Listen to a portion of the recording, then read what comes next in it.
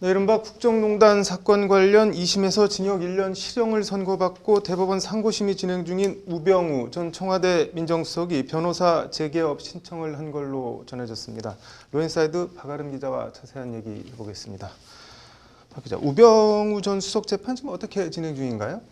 네, 우병우 전 수석은 네. 재직 당시 최순실의 국정농단을 묵인하고 또 이석수 전 특별감찰관의 업무를 방해한 혐의 등으로 네. 2017년 4월 재판에 넘겨져서 네. 1심에서 징역 4년의 실형을 선고받은 바 있습니다. 네. 이후 항소심에서는 네. 상당 부분 혐의가 무죄로 판단돼서 네. 징역 1년으로 형이 감경됐습니다. 네. 항소심에서 감경되긴 했지만 네. 김진선 전 평창 동계올림픽 조직위원장의 비위 정보 등을 네. 국정원이 사찰에 보고하도록 지시한 혐의와 네. 추명호 전 국정원 국익정보국장에게 이전 특별감찰관을 사찰하도록 지시한 혐의 네. 등은 유죄로 판단됐습니다. 네.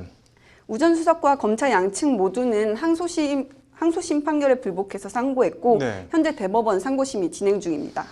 그런데 우 전 수석이 변호사 재개업 신청을 했다는 건 무슨 얘기인가요? 네, 그 연합뉴스와 조선일보 네. 또 한겨레 신문 등 대다수 언론들은 네. 어제 16일자로 네. 법조계에 따르면이라고 해서 네. 우 전 수석이 최근 서울지방변호사회에 변호사 등록 신청을 했다고 보도했습니다. 네. 그런데 엄밀하게 따지면 네. 변호사 등록 신청을 한 것이 아니라 네. 변호사 재개업 신고를 한 겁니다. 네. 신청과 신고는 엄연히 다른 개념입니다. 이게 뭐 어떻게 다른 건가요? 변호사법에 관련 조항이 있는데 네. 변호사법 제7조 자격 등록 조항 제1항은 네. 변호사로서 개업을 하려면 대한변호사협회에 등록을 해야 한다고 돼 있습니다. 네. 그리고 같은 법 제15조 개업 신고 등 조항은 네. 변호사가 개업하거나 법률사무소를 이전한 경우에는 지체 없이 소속 지방변호사회와 대한변호사협회에 신고해야 한다고 돼 있습니다. 네. 별 차이가 없어 보이지만 네. 사실 큰 차이가 있습니다. 네. 등록 신청을 하면 소속인 서울지방변호사회에서 네. 심사를 거쳐서 네. 적격, 부적격을 의견을 냈고 네. 변협은 해당 변호사에 대한 그 등록 신청을 받아줄지 네. 말지 결정합니다. 네. 반면 변호사 개업 신고는 네. 말 그대로 신고만 하면 됩니다. 네. 쉽게 말해 변호사 등록 신청은 네. 이런저런 사유가 있을 경우 등록이 네. 거부당할 수 있지만 네. 개업 신고는 신고가 거부당할 일이 없이 일단 네. 받아줘야 합니다. 네. 우 전 수석의 경우 검찰을 나온 지난 2013년 네. 변호사로 개업해 활동하다가 네. 2014년 청와대 민정수석 비서관으로 들어가면서 휴업 네. 신고를 했기 때문에 네. 법률적으로 이번엔 재개업 신고가 되는 겁니다. 네. 서울변회 측에선 네. 개인정보이기 때문에 네. 공식적으로 확인해 줄 수 없다고 말을 아끼면서도 네. 이런 상황이라고 설명을 했는데요. 네. 황규빈 서울변회 공보이사의 말을 들어보시죠. 네. 일단 뭐 등록 신청은 사실 아닐 거고, 근데 이제 공식으로 가면서 휴업하셨던 거라 네. 만약에 뭐 신고가 들어왔으면은 이제 휴업 중 개업 신고일 거예요 아마. 그러니까 보도가 좀 잘못된 거죠. 휴업 중 개업 신고일 거고요. 네. 그럼 뭐 우 전 수석이 변호사 개업해서 변호사 활동하는 걸 지금으로서는 뭐 어떻게 할 수 없다는 얘기네요? 네, 그렇습니다. 일단 이게 등록 심사가 아닌 개업 신고이기 때문에 네. 우 전 수석의 변호사 개업 자체를 맡기는 현실적으로 어렵다는 게 대한변협의 설명입니다. 네. 이윤우 대한변협 수석대변인의 말을 들어보시겠습니다. 네. 이 사안은 제가 알기로는 등록은 아니거든요. 이게 이미 등록은 되어 있고. 휴업 중 재개업. 네. 네네네. 그거라서 이거를 저희가 안 받아주거나 이러기는 좀 잘 애매해요 이게. 이게 우 전 수석 뭐 변호사 활동을 뭐 막아야 된다 꼭 이런 취지는 아닌데 어쨌든 상당한 논란과 물의를 빚었고 일부 혐의에 대해 징역형을 선고받고 대법원 재판이 진행 중인데 변호사로 개업한다. 뭐 조금 논란과 비판이 있을 수도 있을 것 같은데 어떤가요?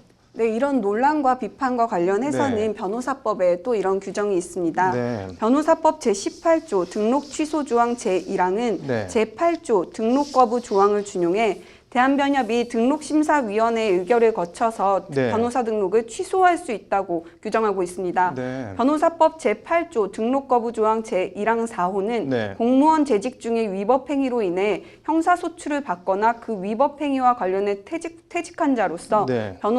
직무를 수행하는 것이 현저히 부적당하다고 인정되는 자는 변호사 등록을 거부할 수 있도록 명시하고 있습니다. 네.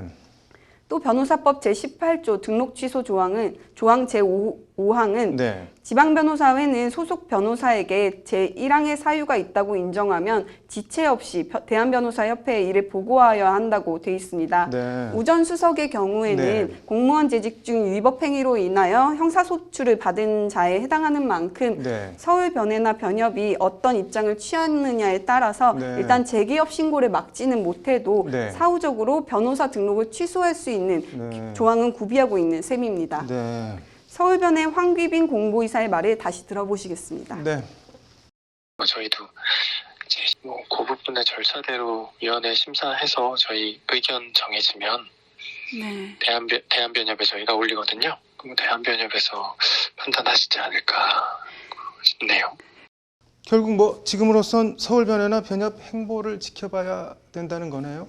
네, 그렇습니다. 일단 사법농단 재판 관련해서 네. 재판을 받고 있는 박병대 전 대법관이나 네. 고영환 전 대법관의 경우에는 네. 현재 1심 재판이 진행 중인데 네. 변호사 등록을 허가받은 상태입니다. 네. 변호사 등록을 거부할 만한 특별한 이유가 없다는 것이 변협의 판단입니다. 네. 사법농단 사건 연루자 가운데 처음으로 네. 지난 3월 23일 1심에서 유죄 판결을 받은 네. 이규진 전 대법원 양형위원회 상임위원의 경우에도 네. 1심 선고 직전인 3월 15일 변호사 등록을 허가받았는데요. 네. 당시 서울변회에서는 부적격 판단을 내렸지만 네. 변협에선 변호사 등록 신청 당시엔 결격 사유가 없었다며 네. 등록을 받아줬습니다. 네. 우전 수석에 대해서는 어떤 조치나 결정을 내릴지 지금으로서는 네. 지켜봐야 할 것 같습니다. 옛날 각하 새끼 짬뽕 발언 등등 논란을 빚었던 이정열 전 창원지법 부장판사는 한 차례 변호사 등록을 거부당했던 걸로 알고 있는데 아무튼 지켜봐야겠네요. 오늘 잘 들었습니다.